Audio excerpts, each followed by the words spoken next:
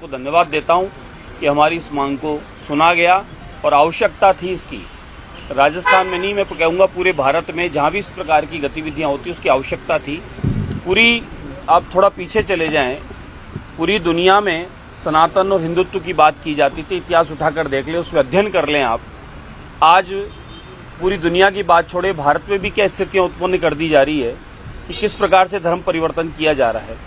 कभी भी सनातनी व्यक्ति इस प्रकार का पूरी देश और दुनिया में जाके इस प्रकार का काम नहीं किया कि लोगों को तलवार की नोक पर या बहला फुसलाकर या किसी प्रकार का लोभ लालच देकर धर्म परिवर्तन कराया गया हो। भारतवर्ष का कोई भी व्यक्ति या सनातनी कोई ऐसा काम नहीं किया, लेकिन भारत में इस प्रकार की कई एजेंसियां, कई संस्थाएं भोले भाले लोगों को किसी प्रकार से गुमराह करके और ऐसा काम करती है, या लोभ लालच देकर या डरा धमकाकर।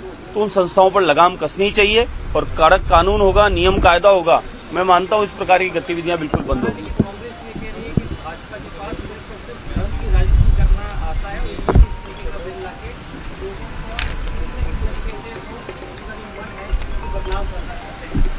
आप पत्रकार बंधु हैं, आपको आपकी कलम आपका हथियार है और आप सब जानते हैं। कांग्रेस कहती है और हम करते हैं।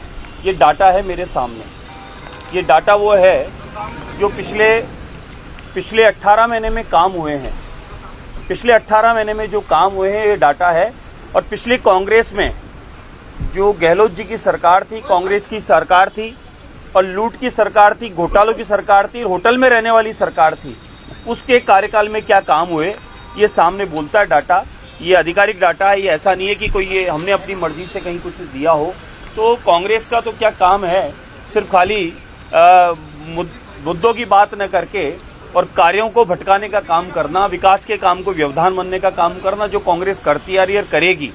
कांग्रेस ने कभी कुछ किया नहीं और आज ऐतिहासिक बजट राजस्थान सरकार में दूसरी बार आया और उसके बाद जो ऐतिहासिक काम हुआ, जनमानस का पूरा आशीर्वाद मिला और हम लोग उपचुनाव में भी ऐतिहासिक मतों से विजयी हुए। तो कांग्रेस की यहाँ जहाँ हार हुई है, कांग्रेस जहाँ परास्त हुई है और जिस प्रकार से मुख्यमंत्री भजनलाल शर्मा साहब, राजस्थान सरकार काम कर रही है, उसमें कांग्रेस बैकफुट पर है, जीरो है। पब्लिक के बीच में अब उनके पास कहने को कुछ रहा नहीं कि बीजेपी ने ऐतिहासिक काम कर दिया। तो इस प्रकार की बातें करके वातावरण दूषित करने का काम करती है, बाकी इससे ज्यादा कुछ नहीं है। आप देखें, मैं शुरुआत करूं,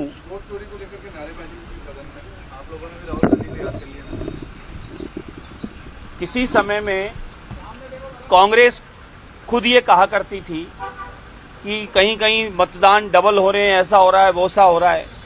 जहां कांग्रेस हारती है वहां इस प्रकार के आरोप लगाती है।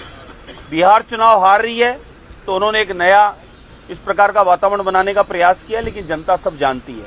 पहले मशीन पर आरोप लगाया, बैलेट पेपर पर आरोप लगा चुके, अब वोट चोरी का। अगर कहीं फर्जी मतदान होते हैं या हो रहे हैं तो उसमें सबको लाभ है। कांग्रेस को खुश होना चाहिए कि मैं खुद गवाह हूं इस बात का। मेरी विधानसभा में कहीं 150-200 वोट गायब थे और कहीं वोट कम थे तो ज्यादा